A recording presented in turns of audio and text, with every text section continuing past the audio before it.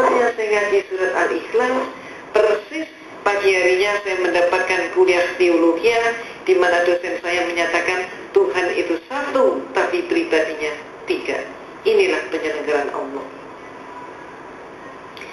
Sehingga malam harinya ada kekuatan yang mendorong saya untuk kembali ngaji. Allahu Ahad. Ini yang benar menurut suara hati saya begitu.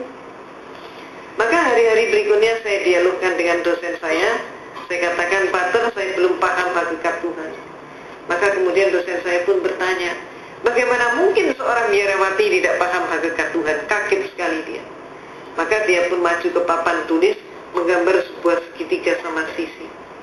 AB sama dengan BC sama dengan CA. Saya ditanya, segitiga ini berapa? 1. Sisinya berapa? 3. Itulah Tuhan itu 1 tapi pribadinya 3, kata dosen saya.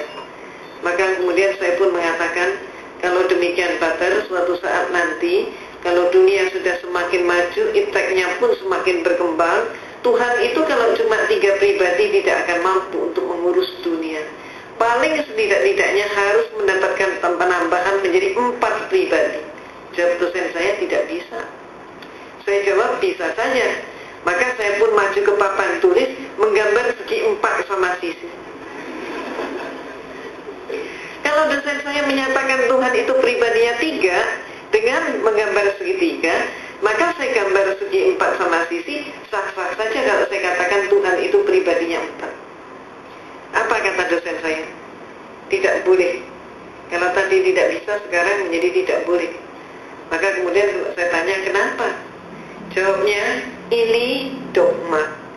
Dogma adalah, belum paham dogma itu bagaimana? Dia mengatakan, Anda paham atau tidak, terima saja, telan saja, dan jangan dipertanyakan. Kalau Anda bertanya, kalau Anda ragu, hukumnya dosa. Walaupun saya sudah dijawab seperti itu, tapi malam hari ada keinginan yang demikian kuat untuk kembali mengkaji Al-Quran. Demikian terus-menerus terjadi, sehingga saya pun semakin ingin berdialog dengan dosen saya tentang masalah konsep Tuhan, tentang masalah tauhid, kalau kita menyebutnya demikian. Maka antara lain saya pernah bertanya, Pater yang buat meja ini siapa? Saya pernah bertanya begitu. Maka kemudian dosen saya nampak dia menangkap ada sesuatu yang lain di balik pertanyaan saya. Dia tidak mau menjawab, bahkan saya disuruh menjawab sendiri. Dan saya pun menjawab. Saya katakan, Pater, kalau menurut saya yang membuat meja ini pasti tukang kayu. Lalu kenapa? Pasti tanya lagi dia. Saya jawab, kalau menurut saya meja ini walaupun dibuatnya setahun yang lalu, sampai 100 tahun kemudian meja ini tetap meja, tidak berubah menjadi tukang kayu, dan tidak ada satupun meja yang mampu mengubah dirinya menjadi tukang kayu. Tukang kayu tidak boleh dipersamakan dengan meja. Maka dia pun bertanya, apa maksud Anda? Saya katakan, Pater, menurut pengamatan saya, Tuhan itu menciptakan alam semesta dan seluruh isinya termasuk manusia. Maka ada manusia yang dilahirkan setahun yang lalu, sampai 100 tahun kemudian ternyata dia tetap manusia.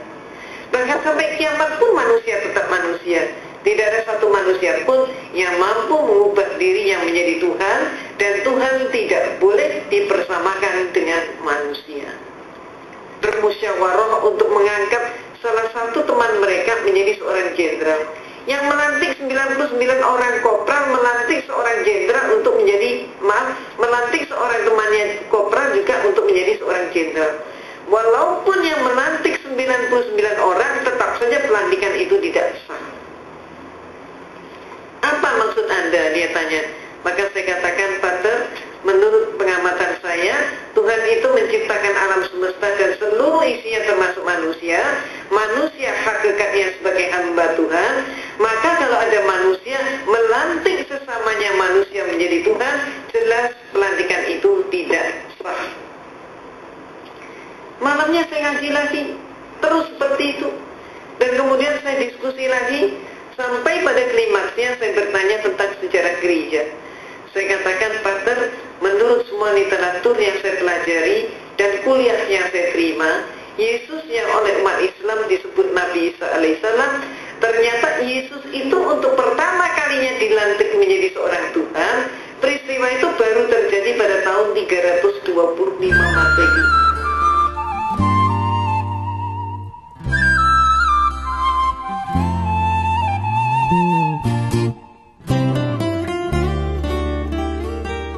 Thank you.